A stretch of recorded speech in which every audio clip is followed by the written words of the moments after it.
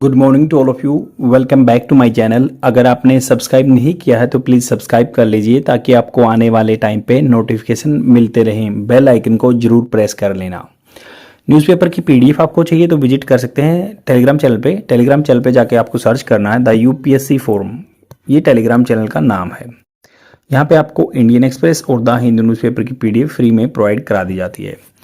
आज हम editorial discuss करेंगे जो कि स्पोकन इंग्लिश के लिए बेनिफिशियल रहता है। अगर आप मान लो इंग्लिश बोलना चाहते हैं, बिगिनर हैं, तो ये आपके लिए बहुत ही बेनिफिशियल वीडियो है, क्योंकि this is the effective way by which means I have improved my way of speaking. क्योंकि पहले मेरे लिए बहुत टिपिकल था इंग्लिश में एक सिंगल वर्ड भी बोलना, because I am a Haryanvi guy and it was very like typical for me to utter a single word. तो क्योंकि एनवायरनमेंट नहीं मिलता है, but generally we have to create our own ambit environment बनाना होता है, then only you would able to speak in English. और ये मेंस आंसर राइटिंग के लिए बेनिफिशियल रहता है ये कंटेंट, क्योंकि एडिटोरियल पे हमेशा जो यूपीएससी या स्टेट पीसीएस के मेंस आंसर राइटिंग के लिए कंटेंट होता है वो मिलता है हमें। तो यहाँ पे बात हो रही है जो अरुण कुमार हैं, रिटायर्ड प्रोफेसर हैं जेएनयू के। इन्होंने बुक भी लिखी है जो इंडियन इकोनॉमी ग्रेटेस्ट क्राइसिस। तो ये कह रहे हैं कि picture of growing economic divide in India. Economic divide मतलब यह है कि डिस्पैरिटी है। डिस्पैरिटी मतलब कोई ज़्यादा अमीर है, कोई ज़्यादा गरीब है। आपने बहुत बार सुना होगा कि 1% जो आदमी है इंडिया का, वो लगभग आपकी 45 से 50% मतलब 25% तक वो पूंजी उनके पास है। मतलब 1% आदमी 25% पूंजी लेके बैठा है और बाकी सब गरीब हैं। तो यहाँ पे कुछ आर्टिकल में थोड़ा सा बड़ा आर्टिकल है, तो इसको मैंने सिंप्लीफाई फॉर्म करके लिख दिया ताकि डायरेक्ट एग्जाम के पर्सपेक्टिव से यूज कर सकें। तो यहाँ पे बात हो रही है जो रिपोर्ट की, यहाँ पे बात हो रही है कि सितंबर 2023 सितंबर 2023 में economic advisory to the prime minister. Economic advisory council होता है, जैसे ग्रुप ऑफ मेंबर होते हैं तो ये काउंसिल बोल देते हैं उसको। तो यहाँ पे कहा गया कि भाई जो इकोनॉमिक एडवाइजरी काउंसिल है ना प्राइम मिनिस्टर की, release a significant report. Title significant मतलब महत्वपूर्ण रिपोर्ट इन्होंने रिलीज की। टाइटल, जिसका टाइटल था relative economic performance of Indian state. Relative मतलब एक दूसरे के संदर्भ में इकोनॉमिक परफॉर्मेंस क्या रही है इंडियन स्टेट्स की 1960 1961 से लेके 2024 तक। तो यह क्या हालत रही है 1960 से लेके 2024 तक। तो ये economic advisory council prime minister का जो ऑफिस है उसके ये उन्होंने रिपोर्ट लेके आए थे, जिस रिपोर्ट का नाम था कि परफॉर्मेंस डिस्पैरिटी क्या है या रिलेटिव इकोनॉमिक परफॉर्मेंस क्या है। विच हाईलाइट, जो कि हाईलाइट करती है the growing economic divide. Growing मतलब बढ़ता जा रहा है इकोनॉमिक डिवाइड, आर्थिक जो डिफरेंस है विद इन इंडिया के अंदर। द रिपोर्ट प्रोवाइड्स इनसाइट्स होता है जो वैल्यूएबल चीज है, अंदर की बात है, into the share of each state. तो ये जो रिपोर्ट बताती है कि भाई शेयर ऑफ ईच स्टेट, क्या हिस्सा है each state in the national income में, देश की जो इनकम है, and their per capita income. Per capita मतलब एक आदमी की कितनी इनकम बन रही है related to the all India average, जो ऑल इंडिया में एवरेज रहती है। Revealing stark regional disparity. Stark मतलब गहरे, बिल्कुल गहरे, वो रीजनल डिस्पैरिटी बता रहे हैं, अलग अलग अलगाव है। की फाइंडिंग्स क्या है रिपोर्ट की, इकोनॉमिक कॉन्ट्रीब्यूशन एंड डिस्पैरिटी। तो इकोनॉमिक आर्थिक जो कंट्रीब्यूशन क्या होता है अपना मतलब हिस्सा जो भी है, या डिस्पैरिटी क्या है। Maharashtra stands out as the highest contributor. देखो आपको पता है जीडीपी टर्म सुनी होगी इकोनॉमिक्स में, ग्रोस डोमेस्टिक प्रोडक्ट, जो इंडिया की विद इन द टेरिटरी में जो हम प्रोडक्ट बनाते हैं या सर्विसेज देते हैं उनकी वैल्यू को काउंट करके पॉपुलेशन से डिवाइड कर दिया जाता है, तो ये पर कैपिटा इनकम आ जाती है। तो यहाँ पे बात हो रही है महाराष्ट्र स्टैंड्स आउट मतलब नंबर 1 स्टैंड्स आउट होता है कि भाई he stands out first in the class, मतलब पहला नंबर पे खड़ा है ये बंदा। तो सेम महाराष्ट्र पहले नंबर पे हाईएस्ट कंट्रीब्यूटर है to the India's economy with a per capita income approximately 150 of the national average. तो इनकी हर आदमी की जो यहाँ पे इनकम है 150% है, मतलब ये 1/3 है, मतलब नोट जो नेशनल एवरेज है, नेशनल की जो एवरेज है।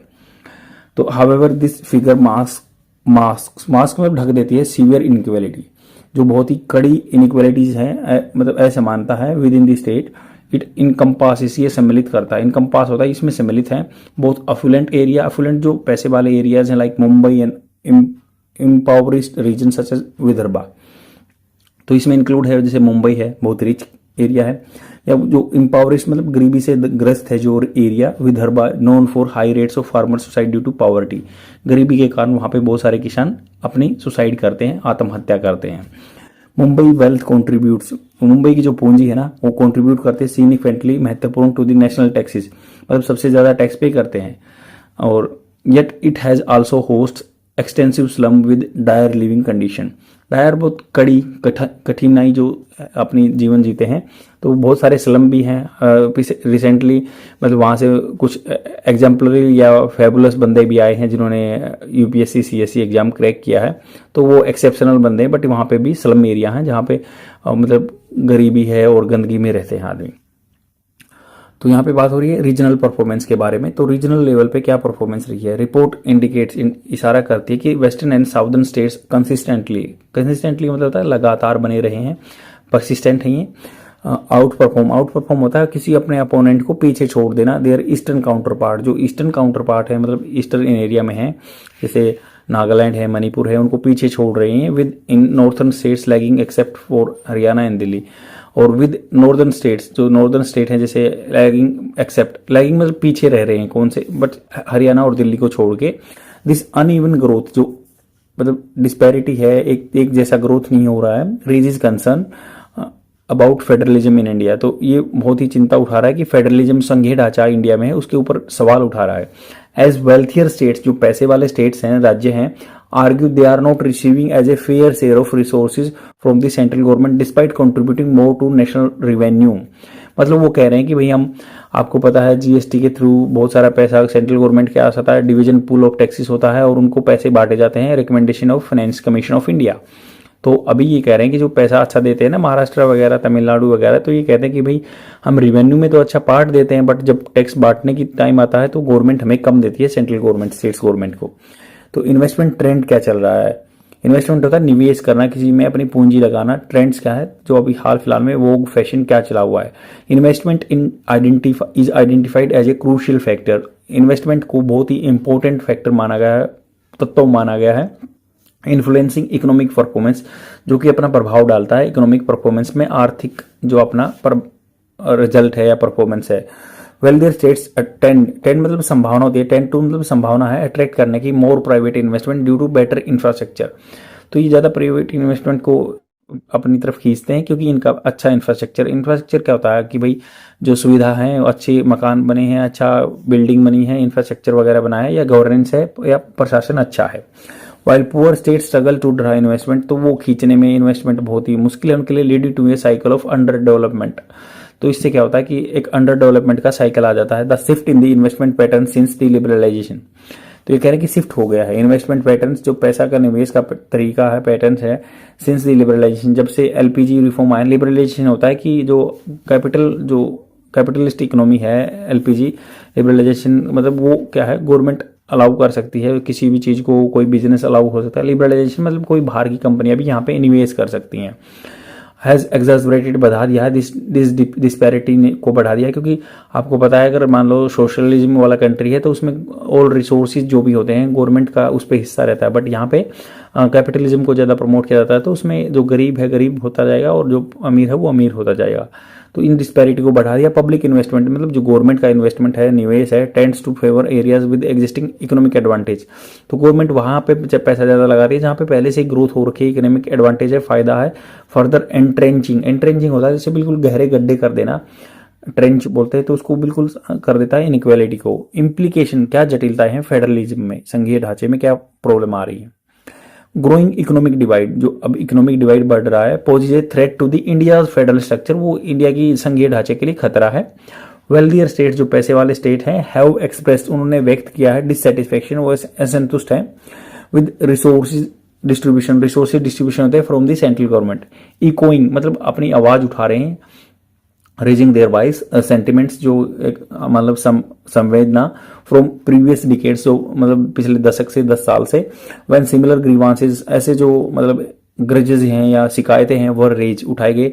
Economic advisory council prime minister report suggest that this trend could undermine the spirit of federalism if not address, तो अगर ऐसा कंसेप्ट चलता रहा तो ये क्या कर सकता है, ऐसा जो ट्रेंड चला हुआ ना अंडरमाइन, अनदेखा कर सकता है जो भावना है फेडरलिज्म की को, अगर उसको चीजों को रिजोल्व नहीं किया गया तो। मोर ओवर, इसके अलावा इश्यूज सच एज क्रोनिज्म होता है कि भाई मान लो आप अपने भाई भतीजे को ही या करप्शन कह सकते हैं, उसी को पोजीशन दोगे, उसी को कोई काम दोगे। क्रोनिज्म पॉलिटिकल फेवरेटिज्म, या राजनीतिक तौर से किसी को फेवर किया जा रहा है। इन्वेस्टमेंट डिसीजन, जो निवेश की जो प्लान है या फैसले हैं have led to a decline in overall investment rate. इससे क्या हुआ कि ओवरऑल डिक्लाइन हो गया है इन्वेस्टमेंट रेट, मतलब ये है कि कुछ जगह निवेश होने दे रहे हैं या फिर वहीं पे हो रहे हैं, तो इससे क्या होता है कंपनी अभी डिसवेड होती हैं, वो भी पीछे हट जाती हैं, वो ओवरऑल मतलब यहाँ पे इन्वेस्टमेंट रेट कम होता है।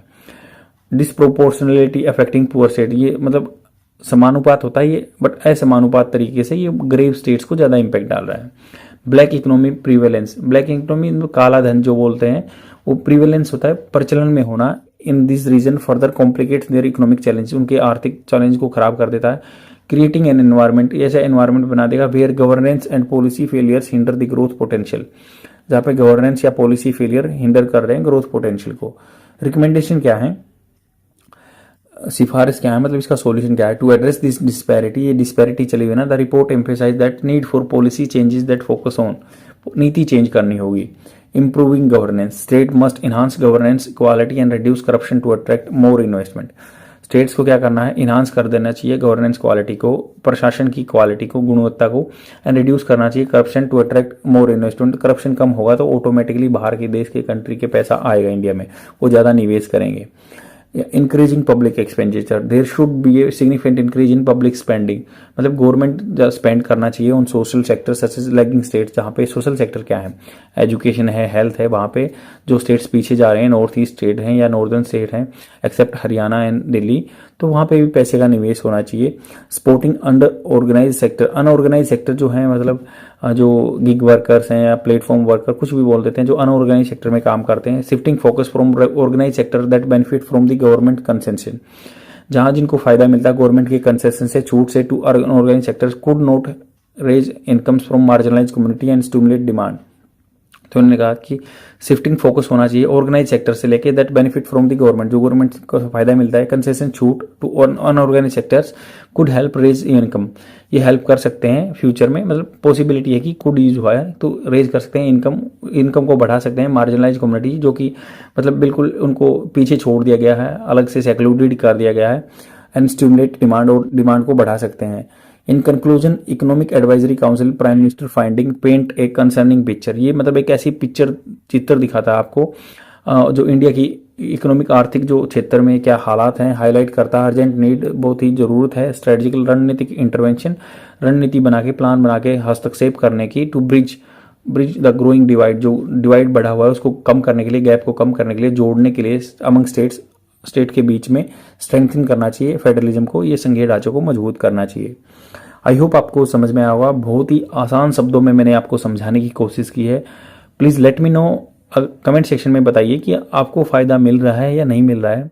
लाइक कीजिए, कमेंट कीजिए, तभी मेरा वीडियो प्रमोट हो पाएगा। It's my humble request to all of you guys. तो आज के लिए यहीं ख़त्म करते हैं। Thank you very much, bye and happy Diwali to all of you, bye.